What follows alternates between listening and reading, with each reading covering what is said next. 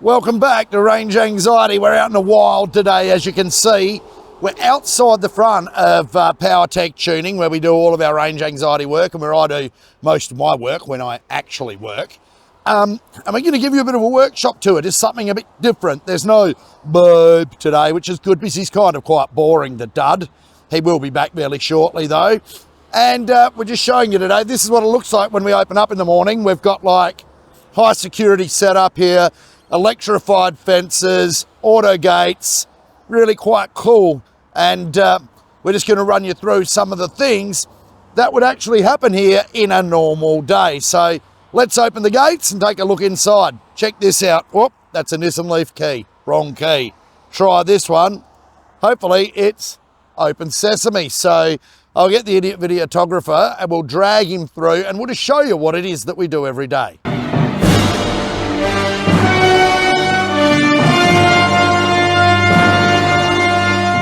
And here is the face that greets you. Good morning, welcome to POWERTECH Tuning. How can I help you today? This is what happens when you come to reception.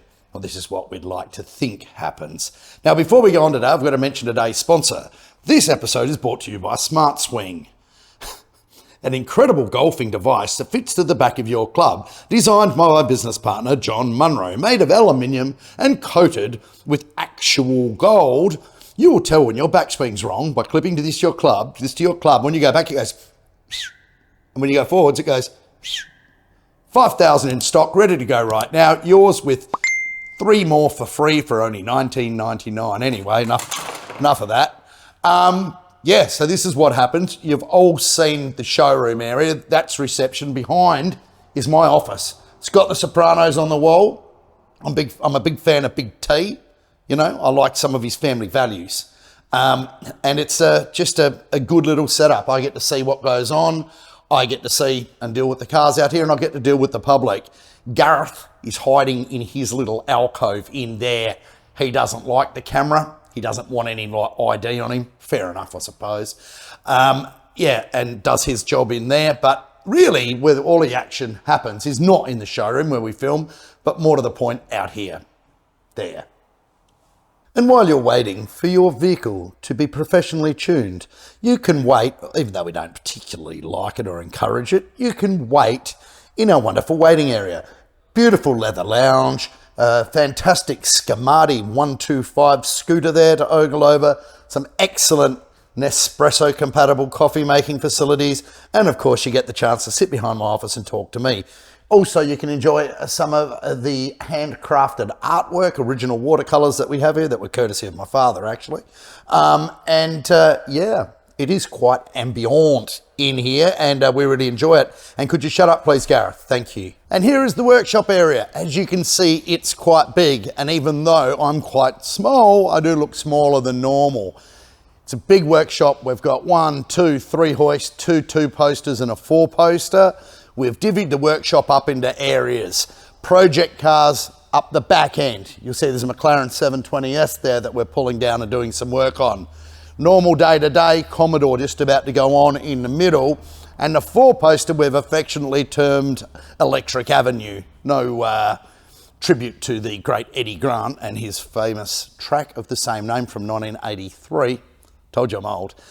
But yeah, we've divvied the workshop up. Now, we don't just do Land Cruisers, we don't just do commies, we don't just do Mercs, and we don't just do GTRs. We do a wide variety of stuff. So planning and implementation of the workshop stage is quite important. Let me explain. Those of you that are watchers will know that that's Herman the German, that's mine. That Edition 507, that's in for, well, what's the wife's actually? She'll probably kill me if she hears me saying it's mine, but what's yours is mine, baby. That's in for some works at the moment. It was previously serviced by an official dealer and they encouraged a leak out of the transmission. So I've just got to replace the gasket that wasn't put on correctly. So yeah, that's some work. This over here is a compressor E55. This is a badass job. We'll run through that in a minute. Doing some big upgrades to that. Over in the distance in Electric Avenue is the cab, and we're going to run through where we've got with the cab in the past few weeks since you've seen the other episode. We've got here everyone's favourite, R34 GTR N1, genuine N1. We'll go through that in a minute as well. We've got a Commodore in for some works and a tune. We've got our Bayside Blue 50th R35. And in the distance, we'll have a look in a minute, we've got a 22 E-Torque Dodge Ram on the dyno, along with a host of other cars outside waiting to be tuned. So yeah, there's always a lot going on here at POWERTECH Tuning, and it gives me POWERTECH anxiety sometimes, more so than a low battery on a Leaf gives me a range anxiety. So let's have a look at a few of the cars and see where we are with them. And we've made some progress on our TX4 London Cab Gearly EV conversion. As you can now see, we've actually designed up and made a battery frame and a battery holder, and we've mounted the batteries where we said we were going to mount them. And this is only a partial pack, so don't get too excited, but they're actually in the engine bay, and this is all a mock-up still at this stage, but we're getting a lot closer to driving because we've got the power unit, the motor in it, we've got the batteries in it, so we just got to mount the controller, do a little bit of wiring, and put the throttle pedal, the one that you saw us go roo, roo, on the bench with, we've got to put that back in. Then all of a sudden this thing is going to spring into life. In reality, there's a bit of work and obviously design in this, and you know, it's no Lucid Air Sapphire pack, but it's going to work, and it's going to be workmanlike, and it's going to operate and be maintainable by an end user, which is obviously the key when you come to these EV sorts of things. You don't want to be locked into any sort of solely manufacturer support. So what we'll do now is we'll put it up in the air, and we'll have a look under it and have a look where that power unit is mounted, just to show you that we've done something since last video. Although it's a little bit hard to see from here, I'll get the photographer to come through and actually take some photographic stills of what we're about to talk about once we're finished here. But there's the power unit mounted up on a special bracket that mounts to the original holes in the chassis that are already there, thanks Gearly or London Cab Company. The complexity we have at the moment, but it's being worked through by a good team of engineers, is output shaft to original tail shaft of the vehicle.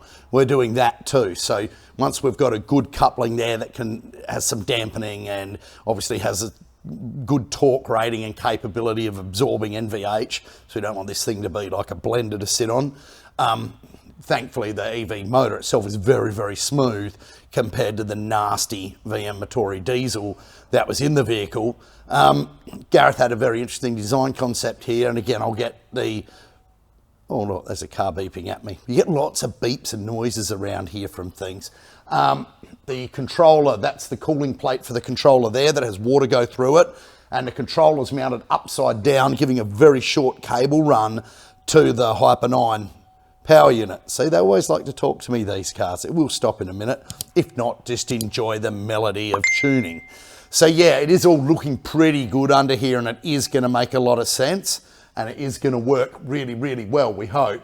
There's a lot of real estate here. We can do a lot of things. So packaging, implementation, making it easy for people to retrofit this system to their taxis will be really, really cool. And that's one of the key design parameters that we have.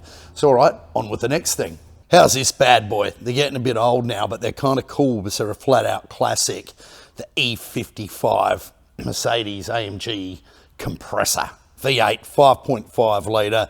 They go all right stock, you know, and they go all right with a tune and a little boost upgrade, and, you know, they'll make 320 kilowatts at the wheels or something like that. But this is a little more hardcore again, and we've got to tune it with the factory ECU. For example, just some of the things that have been done to this stock internal 5.5, bigger Whipple blower, different inlet system, a huge throttle body, cams, obviously big boost setup, a chiller style intercooler that uses obviously the AC system to do the cooling. There's a lot of potential and a lot of stuff going on here.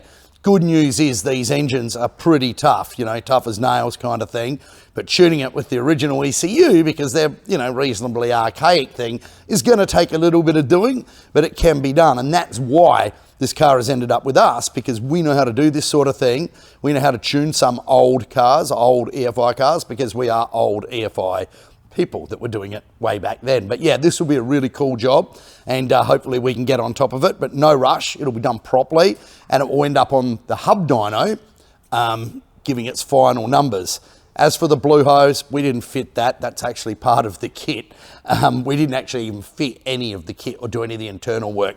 It's just landed in our laps because we know the owner of the car. There's a couple of these getting around Adelaide the same.